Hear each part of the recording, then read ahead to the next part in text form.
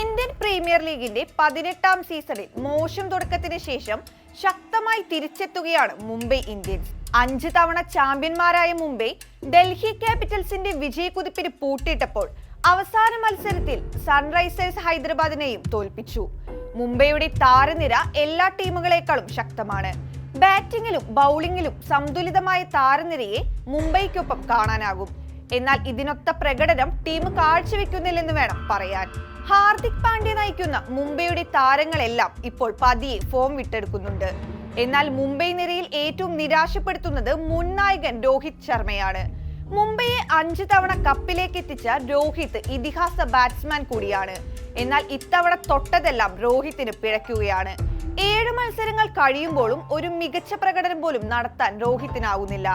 Impact പ്ലെയറായി നിലവിൽ ബാറ്റിംഗിൽ മാത്രമാണ് രോഹിത്തിനെ ഉപയോഗിക്കുന്നത്. ഫീൽഡിങ്ങിന് പേരിന് മാത്രമാണ് ഇറക്കുന്നത്.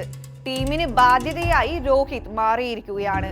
രോഹിത്തിനെ മാറ്റി നിർത്തിയാൽ അത് വലിയ ആരാധക വിമർശനത്തിന് വഴിവെക്കുമെന്നതിനാലാണ് ഇത്തരമൊരു മാറ്റത്തിന് മുംബൈ തയ്യാറാവാത്തത്. ഇപ്പോഴിതാ രോഹിത് സ്വന്തം വില കളയുകയാണെന്ന് അഭിപ്രായപ്പെട്ട് രംഗത്തെത്തിയിരിക്കുകയാണ് വീരേന്ദ്ര സെവാഗ്. രോഹിത് ശർമ്മ സ്വയം വില കളയുന്ന രീതിയിലാണ് ഇപ്പോൾ കളിക്കുന്നതെന്നാണ് സെവാഗ് പറയുന്നത്. രോഹിത്തിന്റെ സമയം കഴിഞ്ഞുവെന്നും വഴിമാറേണ്ട സമയമായിരിക്കുന്നുവെന്നുമാണ് സെവാഗ് ചൂണ്ടിക്കാണിക്കുന്നത്. സെവാഗിന്റെ വിലയിരുത്തൽ ഏറെക്കുറെ സത്യമാണെന്ന് വേണം പറയാൻ. മുംബൈക്ക് 5 കിരീടം നേടിക്കൊടുത്ത നായകനായതിനാലാണ് രോഹിത്തിനെതിരെ വലിയ വിമർശനം ഉയരാത്തത്. കഴിഞ്ഞ 10 വർഷത്തെ രോഹിത്തിന്റെ കണക്കുകൾ നോക്കുകയാണെങ്കിൽ ഒരു സീസണിൽ 400-ന് മുകളിൽ റൺസ് നേടിയത് ഒരു തവണ മാത്രമാണ്. ഇതിൽ നിന്ന് തന്നെ രോഹിത് ഒരു സീസണിൽ 500-ന് മുകളിൽ റൺസ് നേടുന്ന താരമല്ലെന്ന് വ്യക്തമാകും. പുറത്താക്കേണ്ട സാഹചര്യം ഒരുക്കാതെ മാറിക്കൊടുക്കുന്നതാണ് നല്ലതെന്നാണ് സെവാഗ് പറയുന്നത്. അതിവേഗത്തിൽ റൺസ് ഉയർത്താൻ കഴിവുള്ള രോഹിത്തിന് പക്ഷേ ഈ സീസണിൽ കാര്യമായ പ്രകടനം പുറത്തെടുക്കാൻ സാധിച്ചിട്ടില്ല. ഇതേ മോശം ഫോമിൽ തുടർന്നാൽ രോഹിത്തിനെ മുംബൈ പ്ലേയിങ് 11-ൽ നിന്ന് തഴയാനുള്ള സാധ്യത കൂടുതലാണ്. ഇങ്ങനെ പുറത്താക്കിയാൽ ഇത് രോഹിത്തിന്റെ സൽപ്പേരിന് വലിയ കളങ്കമുണ്ടാക്കുമെന്നത് ഉറപ്പാണ്.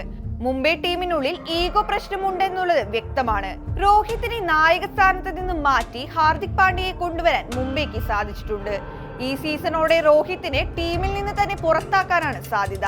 ഇനിയൊരു ടീമിലേക്ക് കൂടുമാറാനും രോഹിത്തിനും ബാല്യമില്ല. രോഹിത് ശർമ്മ വിരമിക്കുന്നതാണ് ഏറ്റവും നല്ലത്. അല്ലാത്ത പക്ഷം ഇത് താരത്തിന്റെ കരിയറിൽ വലിയ നാണക്കേടായി മാറുമെന്നത് ഉറപ്പാണ്.